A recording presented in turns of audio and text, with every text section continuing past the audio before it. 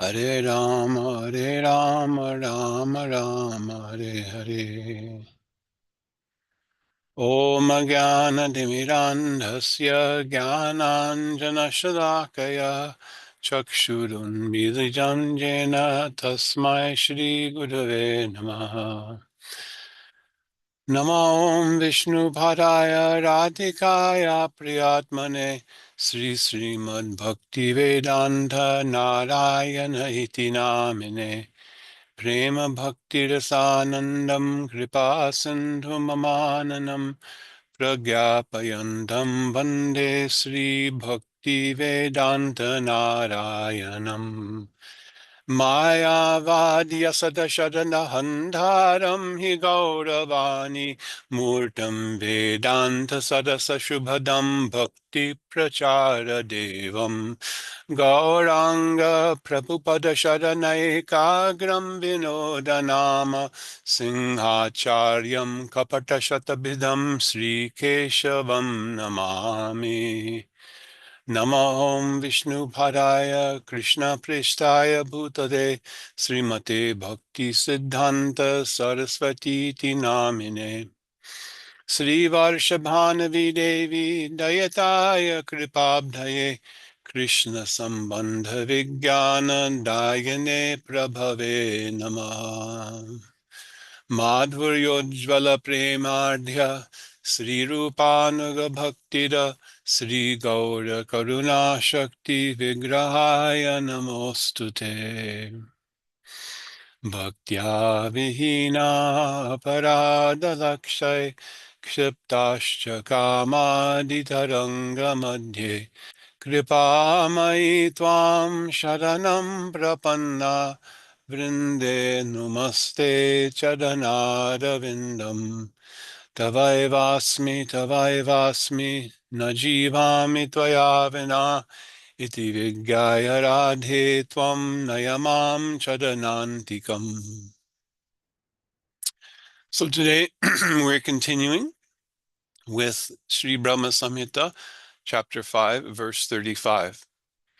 Ekopyasaura chayatam jagadanda kotim yachchaktirastya jagadanda chaya yadanta andantarasta paramanu chayantarastam govindamadi purusham tamaham bhajami.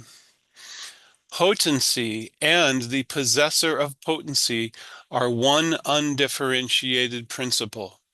The potency by which billions of universes are created is situated inseparably within Bhagavan. All the universes are situated within Bhagavan, and by the influence of his inconceivable potency, Bhagavan is also fully present in every atom of all the universes. I worship that original personality, Shri Govinda. So even before we jump into the Tika translation of Srila Jiva Goswami, there's a lot to unpack just in this translation. So potency is Shakti, and Shaktiman is the possessor of potency. And one undifferentiated principle, this is what is given in Vedanta as Shakti, Shaktimator, Abheda. They are one and the same. And this is how we have Achintya Bheda Bheda Tattva. It is simultaneously one, Shakti, Shaktiman. They are at the same time, described separately, at the same time, they are non-different. So Bhagavan is acting through his various Shaktis. And there are potencies by which the universes are created, and these are also within Bhagavan. All of the universes are within Bhagavan, and they are a manifestation of his energy because Bhagavan never undergoes transformation. Without getting into all of that, because this is really a topic for a week worth of discussion, that's in a nutshell what is being described here. Now, Tika translation of Srila Jiva Goswami. Although Sri Krishna is one, he creates everything and pervades every atom in the creation. He is smaller than the smallest and greater than the greatest. This is in the Vedas, Anoraniyan Mahato Mahiyan. He is smaller than the smallest, greater than the greatest. Exact quote. The following description of his inconceivable potency is found in Srimad Bhagavatam, Canto 10, Chapter 13, 46 to 55. Only the first verse of the sequence is given here. This is from Brahmaji's, uh, in the chapter where Brahmaji is beginning to offer the Sri Shukadev Goswami is describing what has happened. In the next chapter, Brahmaji offers his prayers after the Brahma Vimohan Lila. Now, these verses are describing what is happening and when Brahmaji became bewildered. Tavat sarve vatsapala pashyato jasyata kshanat vyadrashyanta ghanashyama pita kausheya vasasaha. The influence of his inconceivable potency is such that although Krishna is one, he assumed the form of innumerable calves and cowherd boys as Brahma looked on again and again. So this concept, achintya shakti, is very, very important. Why do we say inconceivable potency? You know, if I got together a bunch of devotees and I asked, could you please define achintya bheda bheda tattva without using the words inconceivable, simultaneous, oneness, and difference? I think it would be hard. Not everyone would be able to answer that. It would be a little bit of a challenge. But achintya shakti is very important because our ability to conceive, our ability to understand is limited because our ability is limited. We are minute fragments of Shakti. And Achintya Shakti is referring to the ability of Krishna's energy to act in ways that we are not able to understand. We want to break it down with our little minds, especially with our little Western minds, which want to understand how everything works so you can take it apart and make it better. And no, that just doesn't happen. It doesn't work, and you can't do that. And that's why it's called Achintya Shakti. Okay, it won't fit in your little brain, in my little brain. All those forms became shyam colored like fresh rain clouds, and all were attired in yellow upper garments. All the forms were resplendent with four arms that held the conch, disc, mace, and lotus flower. Their heads were adorned with crowns, their ears with earrings, their chests with necklaces, and their necks with garlands of forest flowers. All of them looked beautiful with a clockwise curl of hair on their right breast, three lines marking their throats, and the Kaustuba jewel ornamenting their necks. They had bracelets on their wrists, ankle bells on their feet, belts on their waists, and rings on their fingers. Each form was decorated from head to toe with a garland of fresh young tulsi leaves, which had been offered by some immensely pious personalities, and they were all fulfilling the heart's desires of all their devotees. So this is the darshan that Brahmaji was shown. He saw all of these beautiful forms, four-armed forms, that Krishna had expanded himself as all the cowherd boys and calves. And before Brahmaji's eyes, he saw all of these beautiful four-armed forms who were looking so amazingly resplendent with all of these ornaments as described here. And they were being worshipped by devotees in front of Brahmaji, because Brahmaji had been wondering, who exactly is Krishna? Is Krishna is showing these human-like forms? Is he Narayan? Is he an avatar of Narayan? Oh, now his question is being answered, and it is being answered very thoroughly in such a way that it does not have to be asked again. So the moving and non-moving living entities, from Brahma down to insignificant pieces of straw, all assumed forms in which they performed varieties of worship by dancing, singing, playing musical instruments, and offering different types of paraphernalia. So this is what you call a big darshan. You know, like there is, you go to a movie and sometimes they say, oh, this movie is so big, it has to be shown in IMAX. This is like, you can't even conceive how to fit this. What to speak of IMAX, super IMAX, mega IMAX, IMAX to the 100th power. No, there's no such thing. Brahmaji was being shown a darshan where every living being in the universe was worshiping each of these four-armed forms of Krishna. So how amazing is this? And he saw all the worship going on with musical instruments and paraphernalia. But there's more. We're not done. The expansions of Bhagavan were surrounded by the personified mystic powers headed by Anima. Anima is the mystic perfection which allows one to become smaller than the atom, by the opulences headed by Maya. So Maya is an opulence. It is the opulence of illusion. There are opulences such as illusion and beauty and knowledge and strength and so forth. These are all different opulences. Sometimes it is said that there are 6 opulences. Sometimes it is said that there are more, a greater number of opulences. So in this greater number, Maya is counted as one of them. And Maya here is not referring to illusion, it is referring to power, the ability to have various types of amazing, magical, mystical powers. And they were surrounded by the 24 elements headed by the Mahatattva. So these are the 24 elements described in Sankhya philosophy. All the ingredients of the universe, such as time, acquired nature, impressions, desires, fruitive activities, and the 3 modes of material nature, assumed personified forms. And Brahma saw that they were all worshiping the expansions of Krishna. Their conception of being independent from him was completely dispelled by his glories.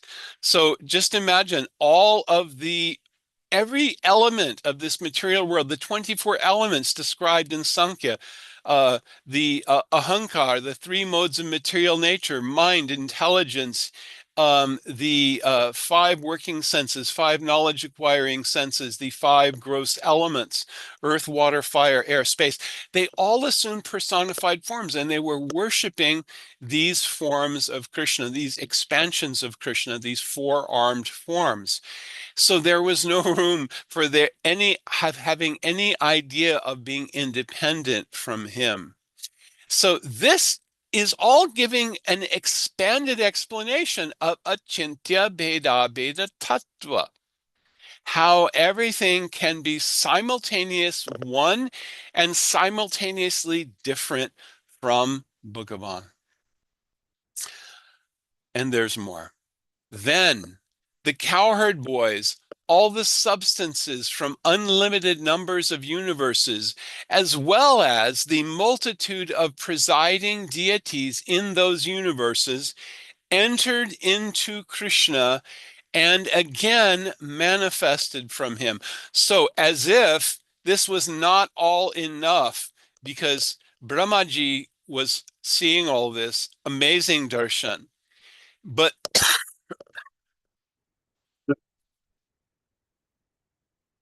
because the narration of Srimad Bhagavatam is also for the benefit of those who are less intelligent than Brahmaji, like us. In case there was any doubt that all this has come from Krishna, it was shown. Brahmaji saw everything entered into Krishna and again manifested from him. Then again, Jagadanda Chaya, Brahmaji saw that Parabrahma from whom all the animate and inanimate worlds are manifest, along with his cows, calves, and cowherd boys, which were all non-different from him. So these verses of the Bhagavatam are being quoted by Srila Jiva Goswami to explain this one verse of Sri Brahma Samhita. Let's go on. Although Bhagavan Sri Krishna possesses a distinctly human-like appearance, he has no outside or inside. This is also described in Sri Ishopanishad. Asnavidam Shuddham Apapavidam. He does not have any veins or nadis within his body. There are no channels and so forth. He has no inside, outside. He is Satchid Ananda Vigraha. And he does not have five types of distinction that exist within the bodies of conditioned souls. Another very long topic to discuss. We won't go into that. Krishna is smaller than the smallest and greater than the greatest. He is all pervading. He is not obstructed by past and future time. You know how we can't go back in time, we can't change time. Krishna is the Lord. Time has come from him. Time is one of his Shaktis. He is the only one who can go outside of time, and he can do things from any perspective, front ways, back ways, sideways, anyway. He is the cause and effect of the universe. Since he is all pervading, he is inside and outside the cosmic manifestation. The form of the universe is also him, because cause and effect may be seen as non-different. So, in Srimad Bhagavatam, there's a description of the Virat Rup, or the universal form. It is described how the mountains are the stacks of his bones, the birds are his artistic sense, the waters are his blood and semen, and all of the components of the universe are all seen as being parts of this form called Virat Rup, or the universal form. And because he is the cause of the cosmic manifestation, it can all be seen as non-different from him.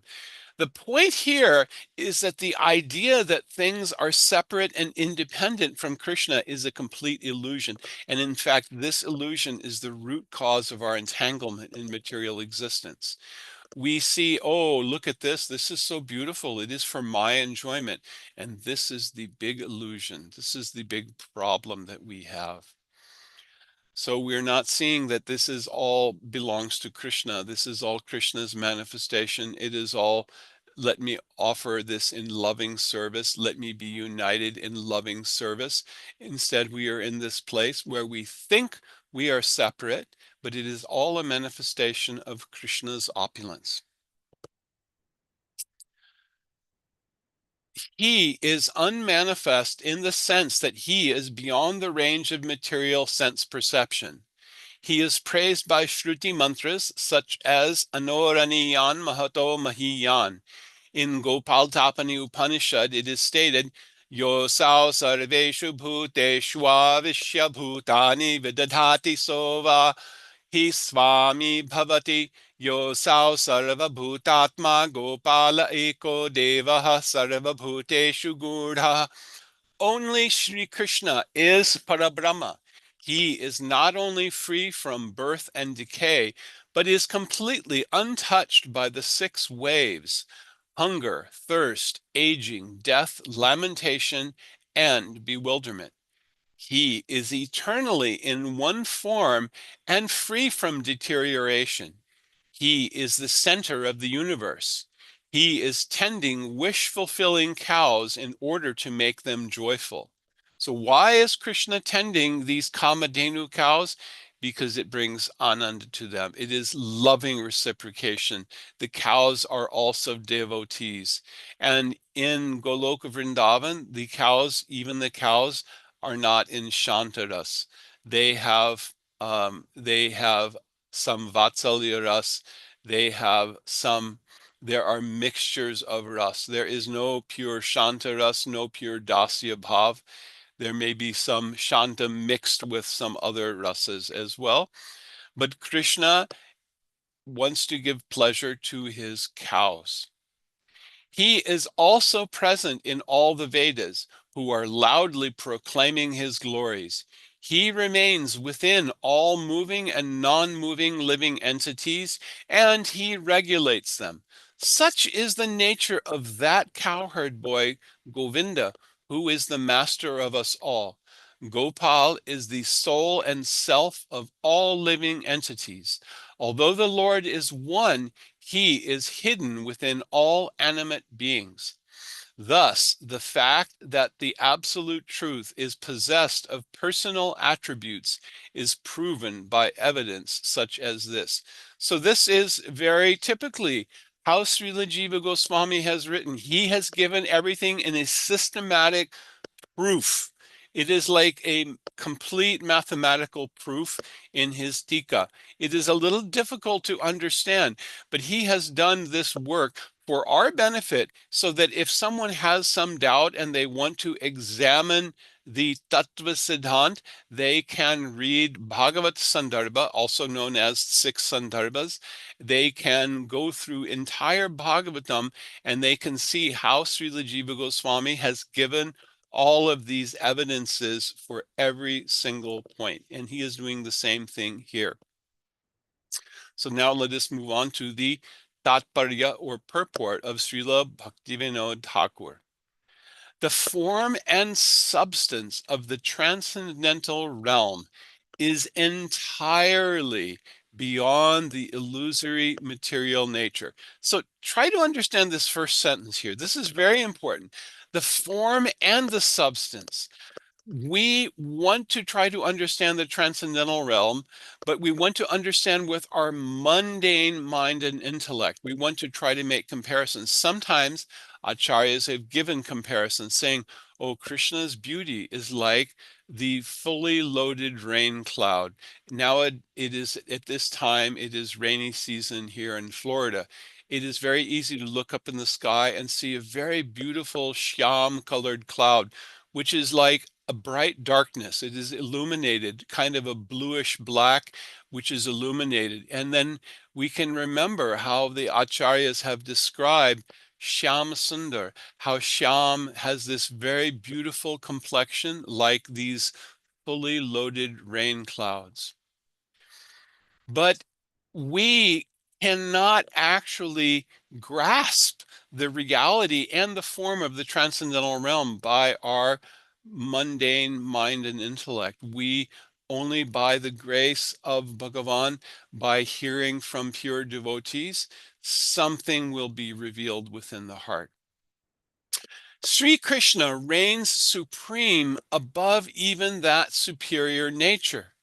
By his free will, he creates unlimited numbers of universes through the agency of his inconceivable potency. Again, the term Achintya Shakti, inconceivable potency, is used because Krishna, by his own free will, he can create unlimited universes which are full of inconceivable opulences, and it is all done without his having to break a sweat. Okay, natasya karyam karanam cha vidyate natat samaschabhyati kashtadishyate parasya shaktir vividhaiva sriyate swabhaviki jnanabala kriyacha. Krishna's potencies all have the ability to act independently. They all know what to do and how to fulfill and enact the desires of Sri Krishna. So this is the thing that is very difficult for us to conceive, and we don't have to, but we can understand philosophically. This is the action of Achintya Shakti. And Shakti is simultaneously the same as and also different. And we are also part of Shakti, and we will fulfill our purpose as minute fragments of Shakti by acting to please the Supreme Enjoyer, Paramapurush Sri Krishna. All the universes are a transformation of his potency. So this is called Shakti Parinamavad. Bhagavan does never transforms himself, but his Shakti can transform. And this is how there is a certain philosophical conundrum of how there can be transformation, which is explained by Shankaracharya as being caused by illusion, but in reality, it is a transformation of Shakti. Another big topic we won't get into.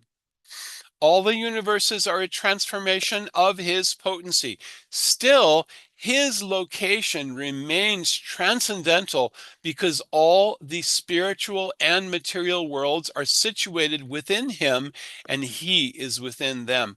We are actually not separate from Krishna. We are within Krishna because Krishna encompasses the entire reality. His creation encompasses everything. We are within that creation. So it is only our illusion that we think we can be separate when we are actually within Sri Krishna. Moreover, he is fully present within each and every atom of all the universes. Andantarasta paramanu chayantarastam.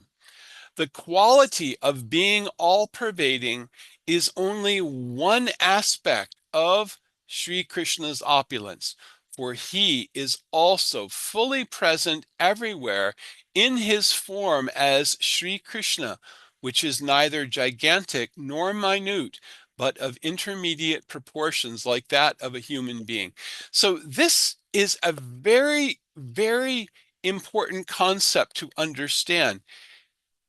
This is only one aspect, Krishna being all pervading. Vadanti tattva vividas tattvam yajnanam advayam brahmeti brahmatmeti bhagavanti shabdyate. This is where it is said, just like there is the sunlight, the sun, the sunlight, and the sun god within the sun, so Bhagavan is understood as Brahman, Paramatma, and Bhagavan, right?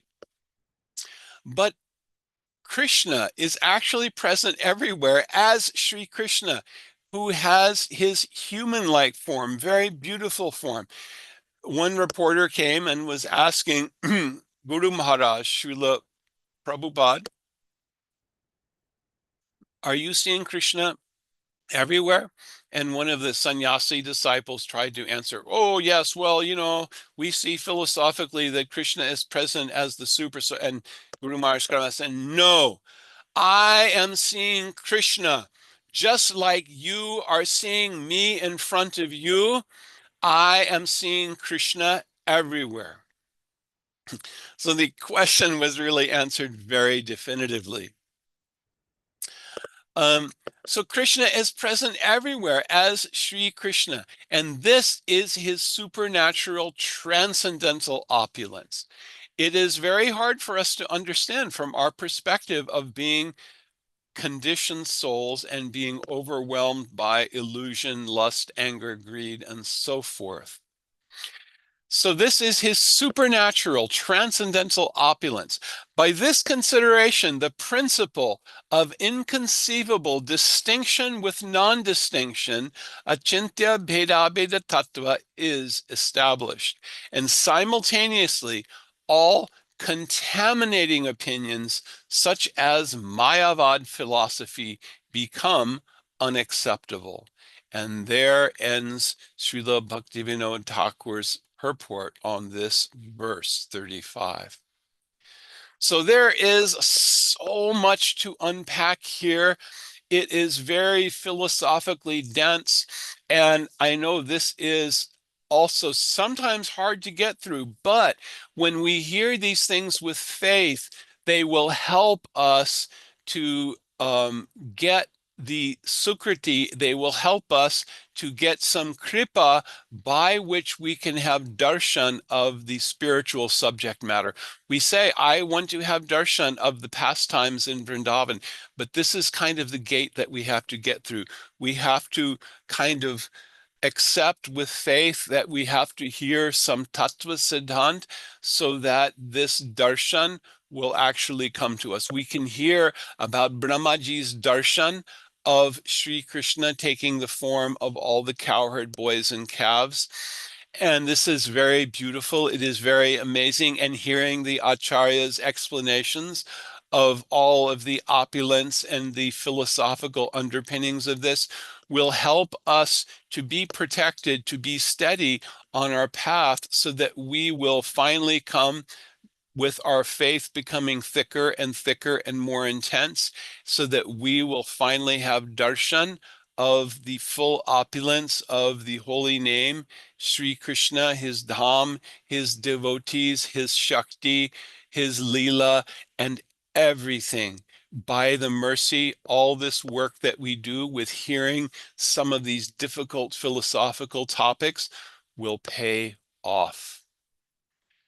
Hare Krishna, Gaur Premanande, Hari Hari Bol. Any questions? Otherwise, we'll end there.